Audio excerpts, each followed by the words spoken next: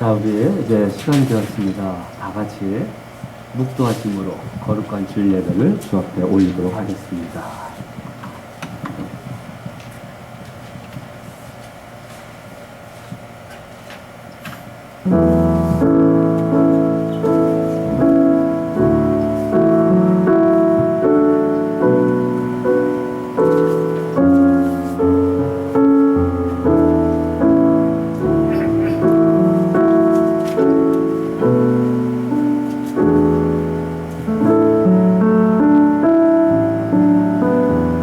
신령과 진정으로 예배드리는 이 귀한 시간이 되게 하여 주시옵소서.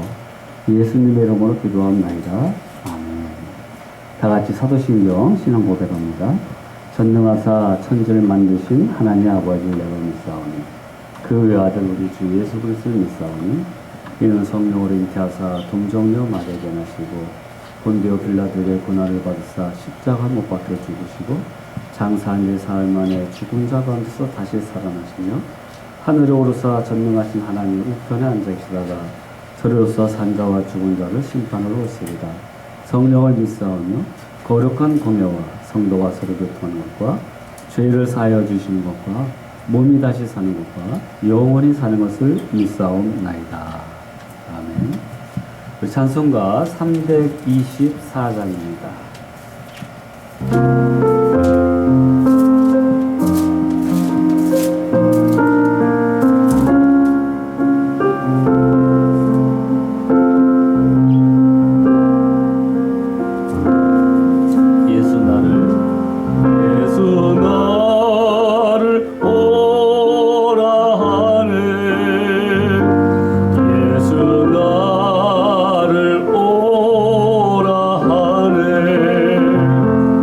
오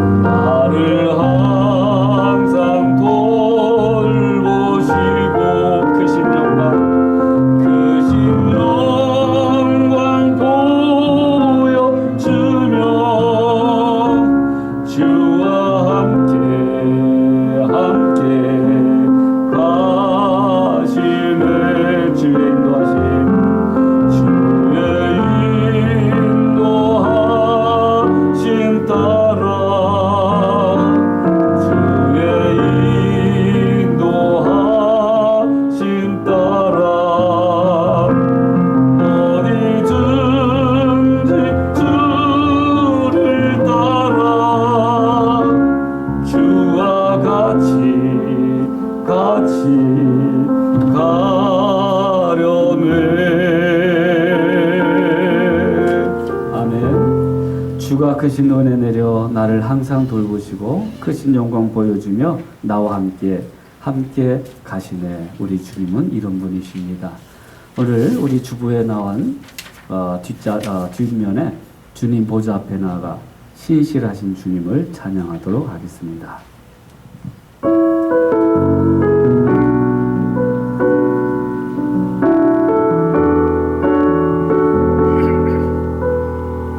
주님 보좌 앞에 나아가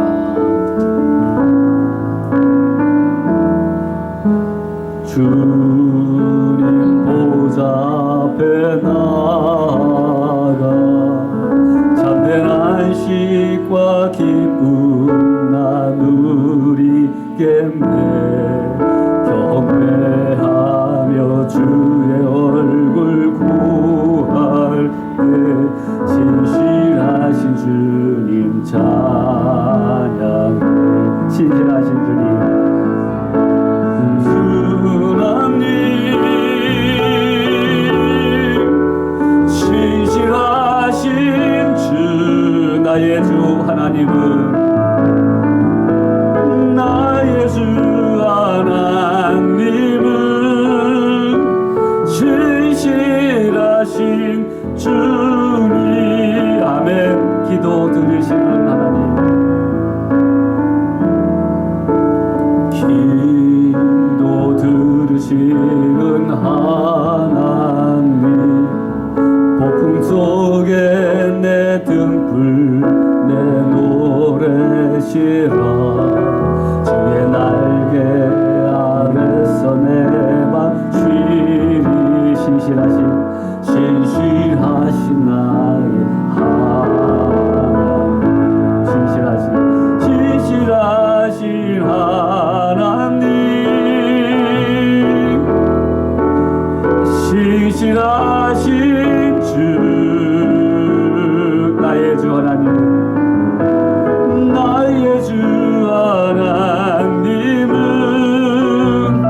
신실하신 주님, 평화 내려주신 하나님. 할렐루야. 평화 내려주신 하나님, 자를 위로하게 하소. 나의 평생에 주의 사랑을 전하리. 신실하신 주님 신실하신 하나님, 신실하신 하나님, 신실하신 주. 아멘. 나의 주 하나님은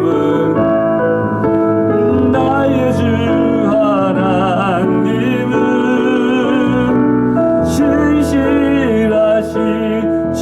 다시 한번 신실하신 하나님. 아멘. 할렐루야. 신실하신 하나님, 신실하신 주. 나의 주 하나님, 나의 주 하나님은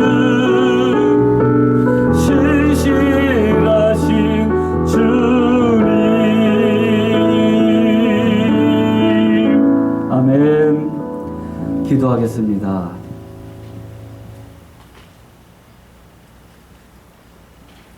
신실하신 하나님을 찬양합니다. 신실하신 하나님께 영광을 올립니다. 오늘 이 떼약 볕에서 그러나 하나님의 은혜의 잔디 위에서 이렇게 하나님을 찬양하며 예배할 수 있도록 우리를 인도하신 은혜에 진심으로 감사와 영광을 올리나이다. 참으로 세상이 흉흉합니다. 때로는 두렵기도 합니다. 불편하기도 합니다. 고통스럽기도 합니다. 이 모든 것을 십자가 앞에 내어놓사오니 십자가의 주님, 보혈의 주님께서 우리를 위로하시고 어루만져 주시옵시고 이러한 문제들을 주님의 은혜로 해결하여 주시옵소서. 여기 오기까지 우리는 지난 생활을 반성하며 이 땅의 죄악과 타락과 우상숭배와 쾌락 가운데 있는 사랑하는 이웃들의 범죄를 죄악을 주 앞에 회개합니다. 우리의 마음을 겸손케 하여 주시옵시고 우리가 죄악 가운데 살지 않도록 도와주시며 이 모든 세상적인 것에서 이겨나가고 극복할 수 있도록 우리의 신앙과 거룩함을 회복하게 하여 주시옵소서. 오늘도 예배하는 우리 사랑하는 이 공동체 예배 엘센트로 하나님교회의 은혜로우신 주님의 돌보심이 있는 예배 또한 하나님께서 받아주시고 한없는 은혜를 쏟아부어 주시는 귀한 예배 시간 되게 하여 주시옵소서. 우리의 자녀들, 우리의 부모님들, 우리의 가족들 다 구원받게 하여 주시옵시고 이 땅에 사는 하나님의 백성들, 택한 백성들 주 앞에 나와서 하나님 앞에 예배하며 구원의 백성으로 살 수 있도록 인도하여 주시옵소서. 이 땅의 지도자들 기억하여 주시옵시고 저들이 공의와 하나님의 사랑으로 사랑하는 백성들을 이끌어 나갈 수 있도록 도와주시옵시고 독재와 또한 핵무기를 통하여 위협하는 그러한 어리석음을 그 범죄를 저지르지 않도록 도와주시며 한국의 지도자, 미국의 지도자 하나님을 경외하며 진리 가운데 통치할 수 있도록 은혜를 베풀어 주시옵소서. 우리 마음이 힘들고 어렵습니까? 하나님께서 마음을 어루만져 주시옵시고 치유케 하여 주시옵시고 아픈 자는 회복시켜 주시옵소서. 이제 이 코로나 전염병이 반드시 떠나갈 날이 있을 것입니다. 그때까지 우리가 인내하며 소망 가운데 즐거워하며 하나님의 영광, 하나님의 나라를 위하여 충성봉사할 수 있는 기도의 사람, 말씀의 사람 되게 하여 주시옵소서. 예배의 시종을 주님께 의탁하오며 살아계신 예수님의 이름으로 기도하옵나이다. 아멘. 아버지 감사합니다.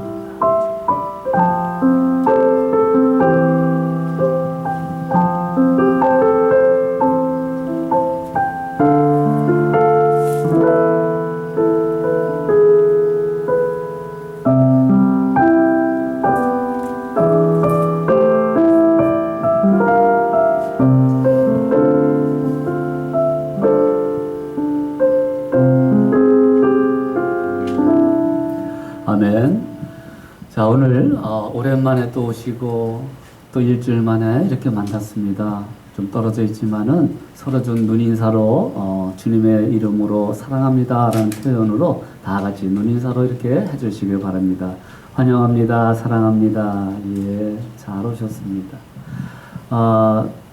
온도가 아직 꽤 높이 올라가 있어요. 그래서 햇빛 찌고 그러면은 주저하지 마시고 자리를 그늘로 들어가시길 바랍니다.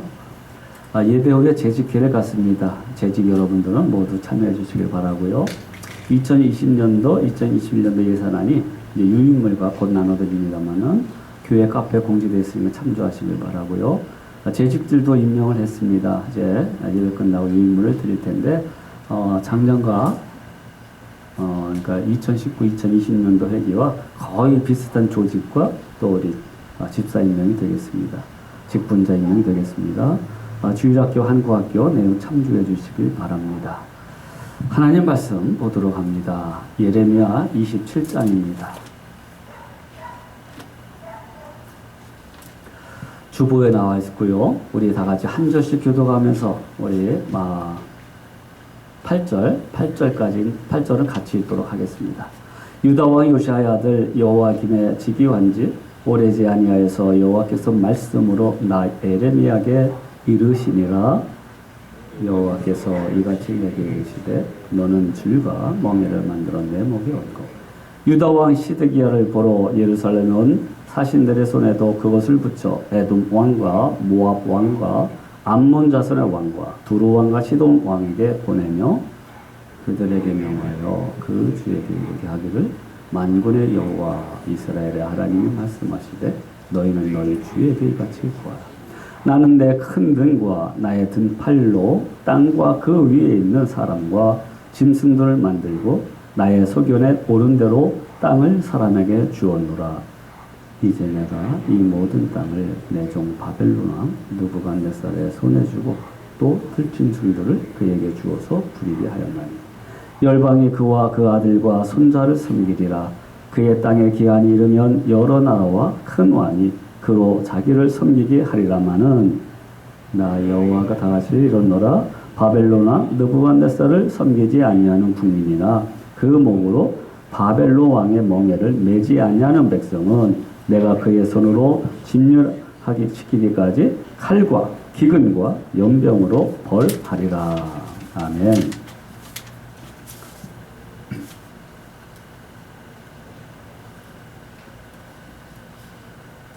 기독교의 발흥이라는 책을 쓴 예수님 믿지 않는 사람이에요. 그러나 미국의 종교사회학자인 로드니 스타크라는 사람이 이 기독교의 발흥이라는 책을 썼는데 거기에 고대 초대 교회의 기독교의 발흥, 즉 교회가 확산되고 부흥의 역사들이 일어나는 것을 대해서 사회학자의 관점에서 이 책을 썼습니다. 그러니까 상당히 객관적입니다. 오늘날 이 코로나19 그 사태와 비교하면서요, 그 당시에 또 세 가지의 주요 내용이 있었다고 합니다. 첫째는 역병이에요. 전염병이죠. 두 번째는 네트워크입니다. 컴퓨터 그런 쪽이 아니라 사회적 네트워크가 변화됐다는 겁니다. 세 번째는 개종했다는 겁니다. 즉 다른 신에 대해서 기독교를 개종하는 역사들이 아주 불붙어 일어났던 초대교회 그리스 로마 당시의 사회상을 이야기했습니다. 이런 뜻입니다. 이 전염병은 역병 또는 팬데믹은요, 이방 종교와 헬라 철학이 설명하고 있는 어떤 위로할 수 있는 범위를 훌쩍 넘어섰기 때문에 사람들이 거기에 대해서 위로받고 또 치유받고 소망이 없었다는 것입니다. 그래서 이 기독교라는 것이 이런 그 이방 종교와 헬라 철학에 대해서 소망을 주고 천국이라는 그 비전을 주면서 그 안에서 이겨나갈 수 있도록 도와줬다는 것입니다. 기독교가 그 일을 감당했다는 거예요. 두 번째는 AD 165년부터 180년까지 전염병이 로마와 전 지역으로 확산이 돼서 수천 수만 명이 죽었습니다. 그때에 이방 사람들, 즉 예수를 믿지 아니한 사람들은 병에 걸린 사람들을 버렸습니다. 그리고 떠나보내겠습니다. 그런데 기독교인들은 달랐어요. 오히려 그 병든 자들 곁에 서서 치료하고 들어주고 위로해주고 소망을 주었습니다. 그러니까 사람들이 예수 믿는 사람들 때문에 기독교로 전향을 하기 시작했다는 것입니다. 2차 전염병이 AD 265년경에 260년경에 또다시 창궐하게 됐습니다. 그때에도 사람들이 다 집안 식구도 병 걸려서 다 버리고 길거리에 죽게끔 내버렸는데 그리스도는 달랐다는 거예요. 오히려 그들 가운데 들어가서 기꺼이 목숨을 바치면서까지 죽임을 당하면서까지 그렇게 치료했다는 것입니다. 그리고 소망을 줬다는 것입니다. 그래서 네트워크가 이방 종교의 네트워크가 이제 사회적으로도 기독교가 네트워크 형성이 되어서 비주류가 주류 사회로 되고 AD 313년에는 기독교가 공인되면서 국교로 되는 놀라운 역사들을 사회학자가 기록을 한 것입니다.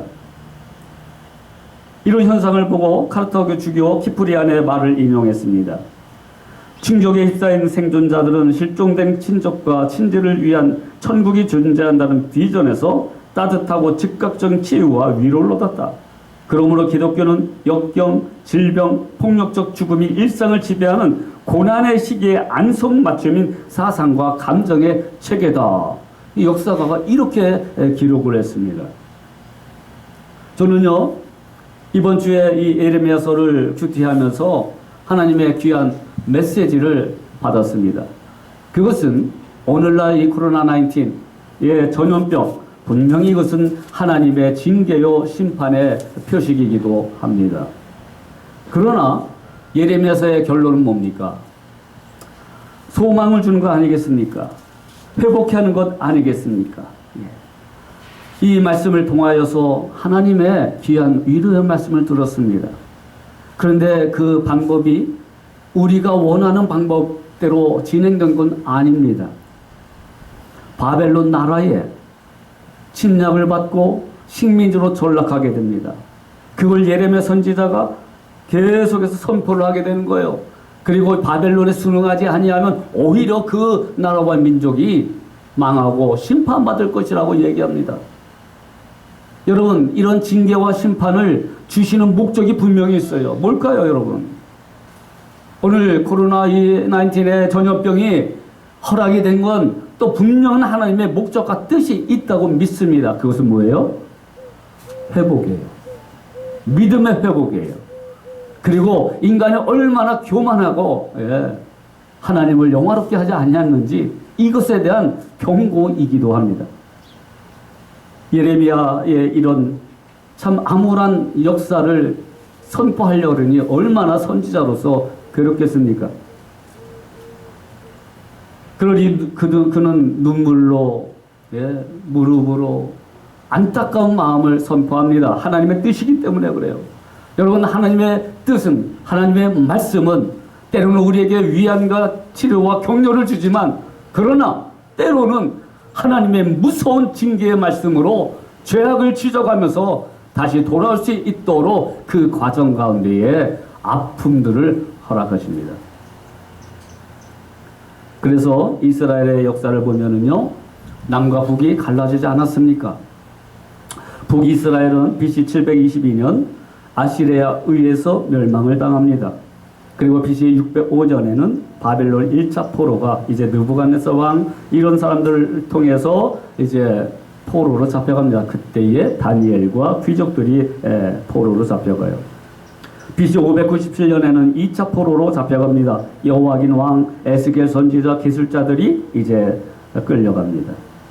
BC 586년에 바벨론 3차 포로가 있었어요. 예루살렘의 완전한 멸망이 되어버렸습니다. 그런데 여러분, 이런 암울한 모습 속에서 결국은 잠시 이용했던 바벨론마저도 BC 583년에 메데파샤, 즉 페르시아, 이란에 의해서 바벨론 제국의 멸망을 당하게 됩니다. 자, 이런 징계와 심판이 역사 가운데 수십 년 동안 가운데에 일어나기도 하고요. 전 기간을 보면은 몇백 년 동안 또한 식민지의 통치 아래 있기도 합니다.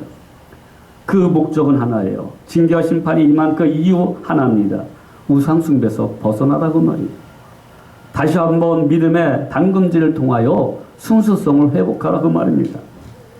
여러분, 전염병이라는 것은 오늘 전염병과 칼 여러 가지 징계의 채취 도구들이 나오지만은 이 특별히 전염병이라는 것은 하나님의 뜻이 이렇게 담겨져 있어요. 첫째는 출애굽할 때 모세에게 10가지 재앙을 이제 애굽 왕에게 이제 보여지게 됩니다. 그 재앙을 통해서 주시는 게 뭐예요? 이스라엘 백성들을 구원시켜 주고자 하는 겁니다.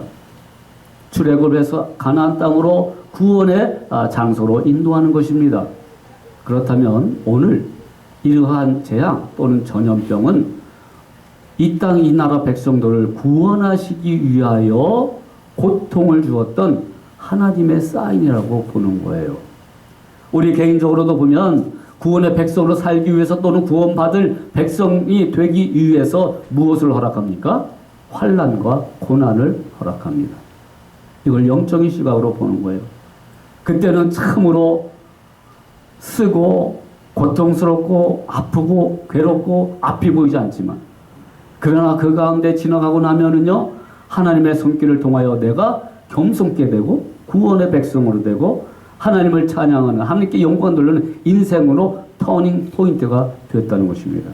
그러므로 오늘 이러한 전염병을 통하여 우리는 하나님의 구원의 손길이 우리 가정과 이 나라 이 민족 가운데에 역사하기를 원하시는 하나님의 뜻이 담겨져 있다. 이렇게 해석을 하고 주 앞에 돌아와야 되는 것입니다. 여러분 생각을 해보세요. 전염병 앞에서 얼마나 인간이 무기력하다는 것을 여러분 보지 않았습니까? 이 전염병은요, 어떤 면에서 평등해요. 공평해요. 가진 자나 못 가진 자나 잘생긴 자나 못생긴 자나, 예, 천차만별의 사람들에게 똑같이 전염병이 흘러가요. 그런데 그런 환경 속의 상황 속에서 똑같이 주신 하나님의 메시지는 바로 이겁니다. 돌아와라, 그 말이에요. 돌아와라. 예루살렘에 예루살렘아 하면서 눈물을 흘렸던 예수님의 그 안타까운 눈물이 오늘 이 전염병 속에 있다는 것입니다. 하나님의 뜻이 다시 회복되기를 원하는 교회를 향해서 민족을 향한 하나님의 뜻이 담겨져 있다는 거예요. 제가 그래서 이번에 어제도 그랬지만 우리 성도들에게 뭐 조그만 거지만 이렇게 놓고 왔어요. 혹시 모르겠습니다. 어떤 집은 주소가 잘못돼서 잘못 놓고 올 수도 있겠지만, 이런 우리 사랑하는 성도들 가만히 보면은 생활이 일생 동안 너무 힘들고 바빠요. 이민생활 그렇지 않습니까? 투잡, 쓰리잡 뜨기도 합니다. 주일날 할 수 없이 매일 문을 열기도 합니다. 문제는 뭐예요?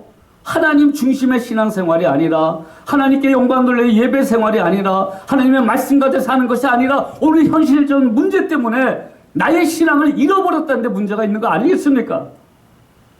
그런 마음으로 간 거예요. 믿음을 회복하십시오. 예전에 믿었던 하나님을 지금 확실하게 좀 만나시기를 원합니다. 보세요. 전염병 때문에 가게가 잘 됩니까? 하루 한 번 더 돈 번다고 해가지고 우리가 부자가 됩니까? 예, 될 수도 있겠죠. 그러나 그게 아니에요. 우리의 생활은 주일을 중심으로 일주일이 형성이 되고 축복받는 거지. 6일 동안 그렇게 힘들게 일하고 주일날 또 일하고, 예. 그래서 제가 주일을 어떻게 지키느냐에 대해서 이번 노회 시험 가서 목사님과 좀 이야기를 나눴습니다. 예, 저랑 얘기가 똑같아요. 주일을 온전히 지키는 거 중요하지만 그렇게 되는 환경이 아니잖아요. 그러니까 가게를 열 수밖에 없어요. 예. 그러면 차선책이 뭡니까? 좀 바꿔가면서 해라, 그 말이죠. 그리고 시간을 좀 낼 수 있도록, 예, 예배 시간에도 참석할 수 있도록, 그리고 평상시에 말씀과 기도 생활을 할 수 있도록 삶의 처소가 예배 장소가 될 수 있도록 하십시오. 이것이 안식일을 지키는 오늘 우리의 지혜로운, 하나님의 지혜로운 말씀이었습니다. 저는 전염병을 통해서 하나님께서 우리를 구원시켜 주시기 위하여, 구원에 대해서 다시 한번 생각하기 위하여 하나님의 백성을 회복시켜 주시려고 이 어려움을 허락하신 것이라고 생각을 합니다. 여러분, 다윗이 인구조사할 때 범죄를 저질렀어요. 뭐예요? 회개하라, 그 말이죠. 그리고 다윗은 하나님의 사람을 통하여 철저히 회개하며 죄를 뒤집었으며 회개하며 주 앞에 나왔습니다. 예, 그래서 전염병이 돌기도 하고 많은 사람이 죽기도 했어요. 그러나 회개했습니다. 죄를 깨닫고, 여러분, 이 전염병 통해서 우리의 좀 나태했던 신앙과 우리의 죄악성을 한번 깨닫고 주 앞에 회개하며 돌아올 수 있는 기회가 되기를 간절히 바랍니다. 단순히 징벌의 어떤 심판의 차원이 아니었어요. 하나님께서 이 백성을 회복시켜 주시려고 이러한 재앙을 허락하는 것입니다. 여러분, 오늘 본문에 시드기야 마지막 왕이 나옵니다. 백성들에게 임하는 예레미야 선지자의 말씀을 통해서 징계와 심판, 그리고 최종적으로 이스라엘 영적 회복이었는데, 시드기야 왕, 예, 북이스라엘, 그 다음에 남유다가 이제 후에 멸망을 하게 되는 것이지요. BC 586년, 예, 완전한 멸망을 하게 되는데, 이 마지막 왕이 시드기야 왕이었습니다. 이는, 그러니까 외교를 잘해야 돼요. 외교는요, 실리주의적인 게 상당히 많습니다. 그죠? 감정으로 하려면 안 돼요. 시드기야가 바벨론에게 순응하라는 하나님의 메시지를 저버리고 이집트에 붙어버렸어요. 그래가지고 바벨론 다시 마지막에 끌려갔는데 나중 몇 년 동안 고통받았을 때 두 눈이 뽑힙니다. 그리고 예레미야 선지자의 죽음을 예언한 대로 그는 비참하게 죽음을 맞이하게 됩니다. 거짓 선지자는 2년 안에 하나냐 선지자죠. 2년 안에 다시 모든 성전 기구가 돌아올 것이고 너희들도 다시 고향으로 돌아갈 것이다. 여러분 얼마나 귀에 달콤한 말입니까? 여러분 복음이라는 것은 그저 심리적인 위안과 심리적인 안정을 위해서 주시는 말씀이 아닙니다. 그 위로, 그 너머로 하나님의 메시지가 담겨져 있기 때문에 때로는 우리의 심리가 아파요, 괴로워요. 그럼에도 불구하고 믿음의 두 무릎을 통하여 순종함으로 하나님의 말씀을 받아들이고 겸손하게 주 앞에 돌아오는 그런 백성이 되어야 된다는 것입니다. 그래서 제가 상담을 공부하고 심리학도 많이 보지만 이것을 복음적으로 바꾸는 거예요. 우리의 진정한 위로와 소망은요, 우리의 마음의 만족함은요, 오직 예수 그리스도의 십자가 사건과 부활의 사건과 재림의 약속 가운데 있다는 사실을 우리는 확실하게 고백합니다. 누구를 미워하다가도 예수님의 십자가의 그 사랑을 보고 용납하고 용서하게 되는 것입니다. 그런 마음의 평안이 오게 돼요. 오늘 이 자리에 내가 놓지 못하는 부분, 내가 용서하지 못하는 그런 부분이 있다면 예수의 이름으로 그 문제를 해결하기를 주님의 이름으로 축복합니다. 그래야 내 영혼과 내 마음이 평안해져요. 동시에 이런 기회를 통하여 우리가 얼마나 감사할 일들이 많았습니까? 예. 요즘에 이런 일이 있으니까요. 제일 어려운 가운데 하나는요, 생활이 불편해요. 예. 어디 나다니는 것도 이제는 좀 주저스럽고, 그렇습니다. 불편함을 줘요. 그러니 평상시에 생활했던 예전의 생활이 얼마나 감사할 일이었는가를 세밀하게 깨닫게 되더라고요. 우리 성도님들 얼굴을 보고 싶어서 가지만 어떻게 볼 수가 있습니까? 눈인사만 하고. 예. 어떤 집을 두들겼더니 제가 이렇게 모자 막 늘어지는 거 썼잖아요. 선글라스까지 끼고. 그랬더니 무슨 이상한 사람이 온 것처럼 쳐다보고 그럴 수밖에 없잖아요. 그러니 같이 얘기도 못하고 눈인사만 하고 오기도 하고 뭐 그렇습니다. 불편한 게 한두 가지가 아닙니다. 또 사람 만나는 것이 그게 쉬운 것이 아닙니다. 그러니 예전에 우리가 신앙생활 쪽에 있을 때 잘하라는 말이 있잖아요. 그것을 감사를 다시 회복하면서 생각하면서 오늘 이 어려운 환난을 감사로 회복할 수 있는 그런 귀한 기회가 되기를 간절히 바랍니다. 오늘 말씀에 뭐라고 나왔어요? 은유적인 표현이 나옵니다. 2절에 여호와께서 이같이 내게 이르시되 너는 줄과 멍에를 만들어 내 목에 얹고 그래요. 그러니까 줄과 멍에를 메고 할 때는 것은 바벨론의 속박을 받았다고 말해요. 여러분, 우리가 구속받았다는 두 가지 뜻이 있어요. 하나는 리뎀션이에요. 누군가 대신해서 우리의 모든 짐과 죄악을 대신 십자가에 가지고 지고 가셨다. 이런 뜻에서 구속, 리뎀션은 구원과 연관이 됩니다. 그러나 또 다른 뜻이 있겠죠. 요크라는 거죠. 즉 소의 멍에를 씌워서 좀 불편하고 힘들지만 이 멍에 속박시키는 거예요. 구속시키는 거예요. 그래서 일을 시키는 이것이 요크라는 건데 이거 두 가지 의미가 있습니다만은 성경에서 멍에라는 것도 역시 두 가지 뜻이 있어요. 하나는 쉽게 벗어날 수 없는 구속이나 억압, 속박을 비유하는 말입니다. 그래서 결혼도 하나의 멍에입니다. 그래요, 그래요? 남자가 검정 옷을 입는 이유가 있어요. 결혼식 때. 이제 나는 죽었구나. 속박이에요, 속박. 한 여자의 속박이 되는 거예요. 여자도 마찬가지입니다. 순결의 상징으로 하얀 옷을 입지만 이제 한 남자의 속박되는 거예요. 이제 당신만을 위해서 살겠습니다. 이러한 속박과 이 고통, 결혼이라는 것이 여러분 쉬운 겁니까? 생활이? 데이트는 낭만이지만 결혼은 절대로 낭만이 아닙니다. 할렐루야. 끊임없이 자기를 죽이는 훈련을 해야 돼요. 사랑, 여러분, 너희는 내게 멍에 지고 와서 배우라 그러셨잖아요. 배우는 거예요. 이 속에서 우리의 모난전도 깨닫고, 그러면서 하나님의 말씀 가운데 성숙한 모습으로 자, 계속해서 성화되는 과정이 이 결혼 생활입니다. 자, 그런데 이 결혼 생활도 그렇고 멍에가 가볍다 하는 그 말이에요. 가볍다. 그래서 두 번째 의미는 예수님께서 뭐라고 말씀하십니까? 마태복음 11장 29절. 나는 마음이 온유하고 겸손하니 나의 멍에를 메고 내게 배우라. 그러면 너희 마음이 쉼을 얻으리니 이는 내 멍에는 쉽고 내 짐은 가벼움이라 하시니라. 그 마음속에 온유함과 사랑과 겸손함이 있으면 그 멍에는 속박이 아니라 가벼운 짐이 되어서 오히려 감사와 기뻐할 수 있는 능력이 되는 것입니다.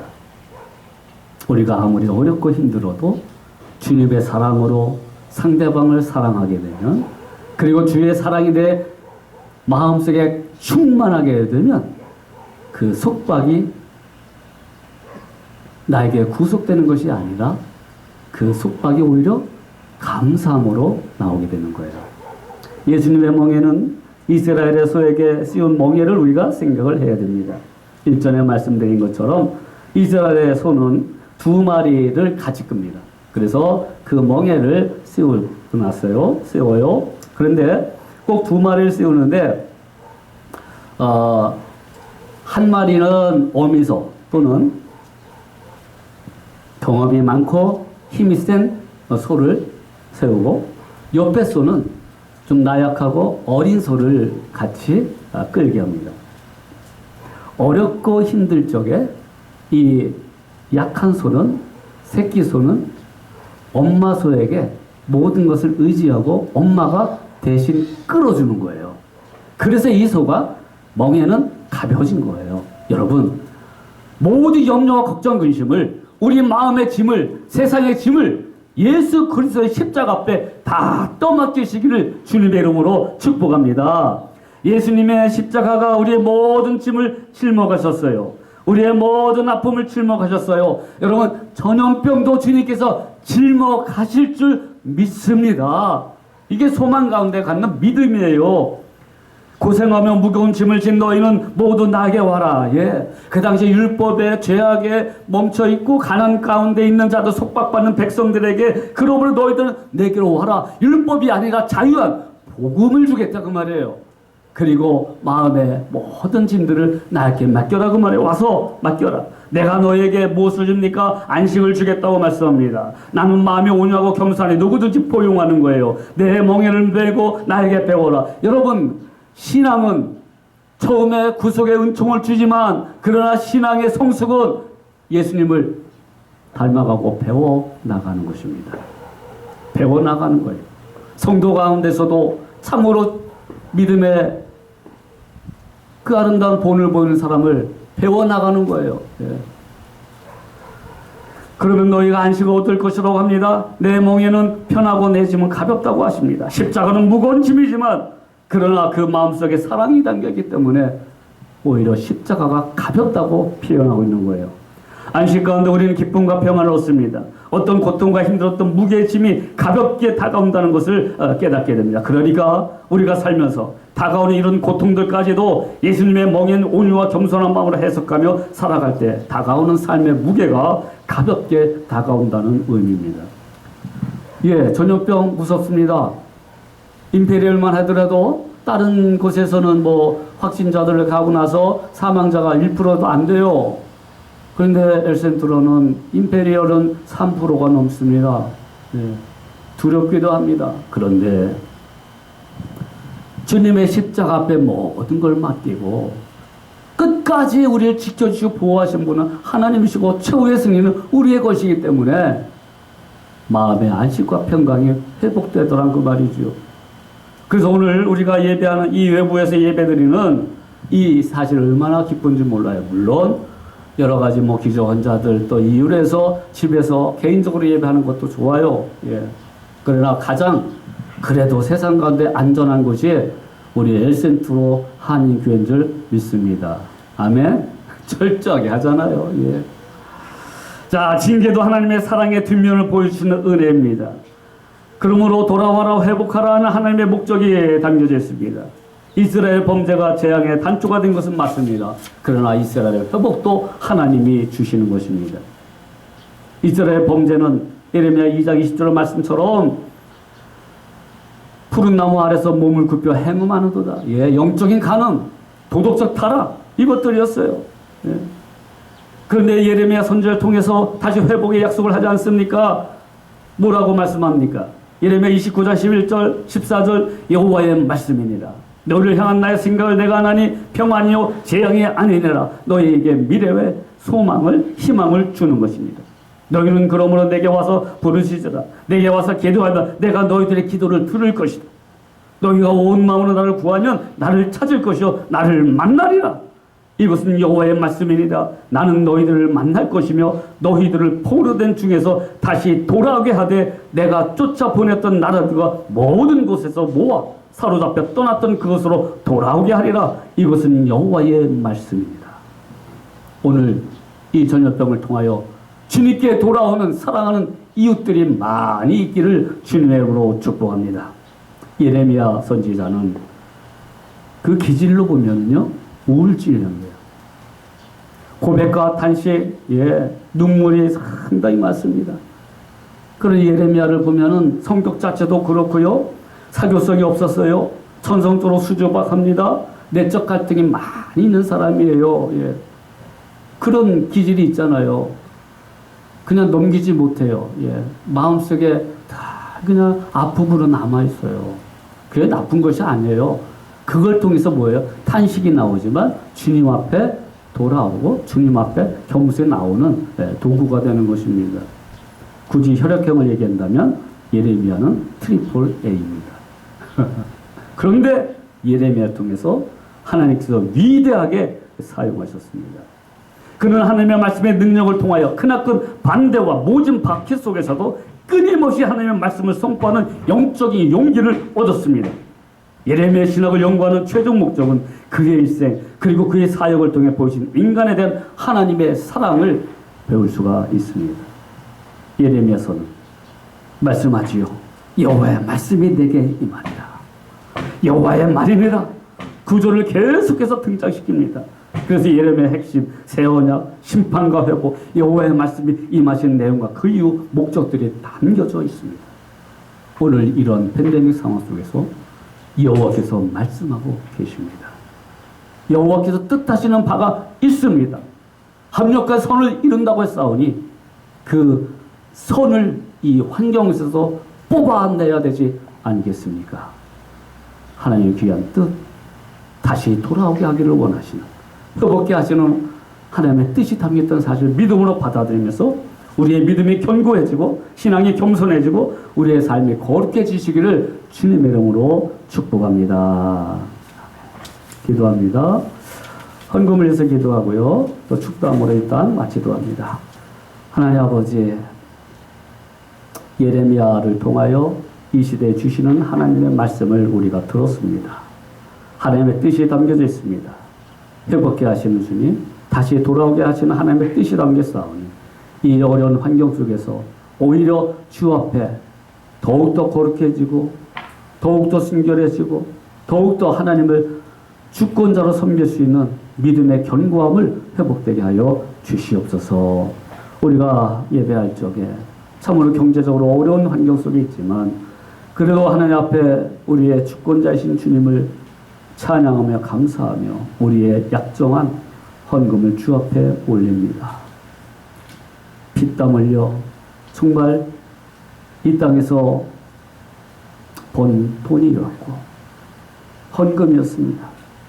그 손길을 기억하시고 그 아름다운 신앙 하나님 축복하셔서 생업과 건강과 가족과 모든 일들의 하나님의 크신 복으로 넘쳐나게 하여 주시옵소서. 11조로 감사로 주정 헌금으로 특별 헌금을 드리는 손길 기억하시고 마음은 원이지만 또한 드리지 못하는 그 손길이 있다면 주님께서 위로하여 주시옵소서.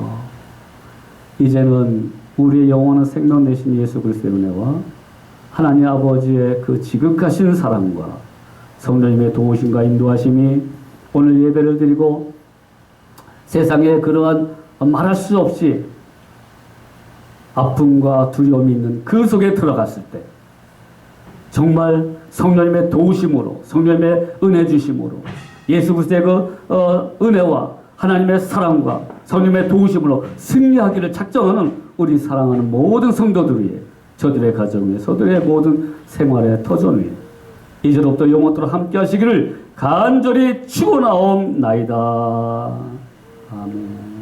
아멘.